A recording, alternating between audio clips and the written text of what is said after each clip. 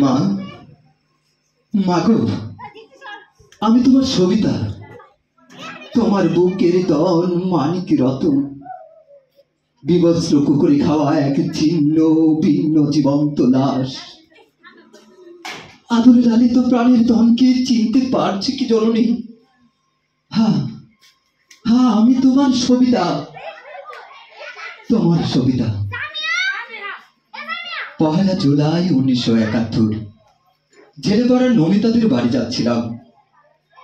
মা আমাকে জড়িয়ে ধরে বলল, সবিতা রে, আজ ভোরে কদম ডালে বসে দুটি কাক কা কা করে ডাকছিল। মারে, আমার বুকটা কেমন যেন ধুরু ধুরু কাঁপছে। উভয় সরে বললাম, তুমি একটু ভেবো না মা, এ গায়ে কোনো কোনো কলঙ্কিত কুসন্তান এবং হিংস্র হায়নার দল পাখানাদার নেই।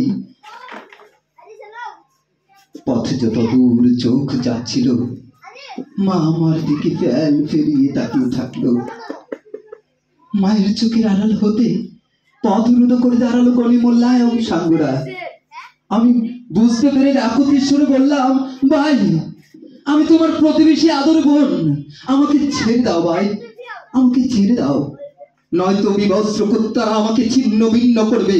আমাকে ছেড়ে দাও, আমি মায়ের কাছে যাব, আমি মায়ের কাছে যাব। কিন্তু গনিমোল্লা আমার আকুতিকে তাচ্ছিল্য করে বিভৎস হাসি দিয়ে ভয়ঙ্কর দানবের মতো আমাকে টেনে হিচড়ে চলে। আমি তখন চিৎকার দিয়ে বললাম, আমাকে ছেড়ে দেবে ইমান, আমি মায়ের কাছে যাব, আমি মায়ের কাছে যাব। চোখ মুখ বেঁধে আমাকে নিয়ে গেল অনেক দূর। চোখের বাঁধন খুলতে দেখি বিবস্ত্র হায়নার দল। অতঃপর শুরু হয় অমানসিক নির্যাতন। 11 জুলাই ক্যাম্প থেকে ছাড়া পেলাম। বিষাক্ত ছোবলের ছিন্ন ভিন্ন দেহটি নিয়ে মায়ের কাছে যেতে থাকলাম।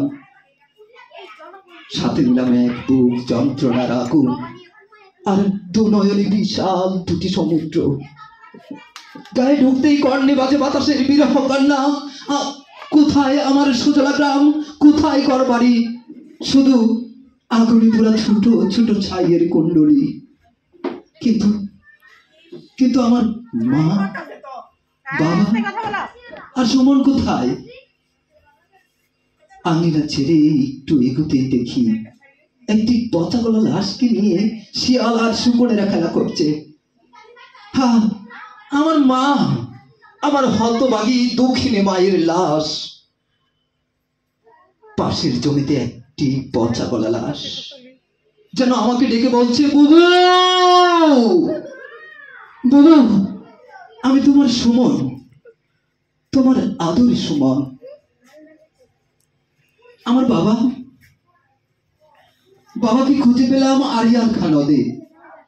ঢেউয়ের সাথে বেশি বেশি অজানা কোথাও যাচ্ছে। আমি পিছন থেকে ডাকলাম, বাবা।